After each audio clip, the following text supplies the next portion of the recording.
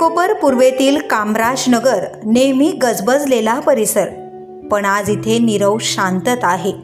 कारण या परिसरातील एक शूर सुपुत्र मुरली श्रीराम नाईक यांनी देशासाठी वीरमरण पत्करलं. उरीमध्ये पाकिस्तानी हल्ल्यात मुरलीचा मृत्यू झाला आणि कामराजनगरमध्ये काळोख पसरला. मुरली हे मूळचे आंध्र प्रदेशातील, मात्र गेली अनेक वर्ष त्यांचं कुटुंब मुंबईतील कामराजनगरमध्ये वास्तव्यास होतं. वडील श्रीराम नाईक आणि आई विजयलक्ष्मी यांनी मोलमजुरी करून मुरलीचं शिक्षण पूर्ण केलं. घरातला एकुलता एक मुलगा. आई वडिलांना वाटायचं आपला मुलगा सैन्यात जाऊ नये, पण देशसेवा हेच मुरलीचं स्वप्न होतं.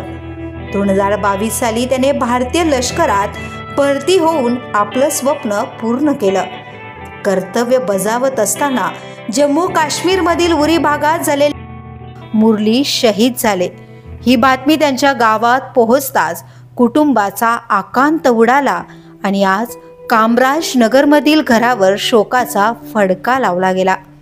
शेजारी, मित्र, स्थानिक नागरिक सगळेच थरारले आहेत.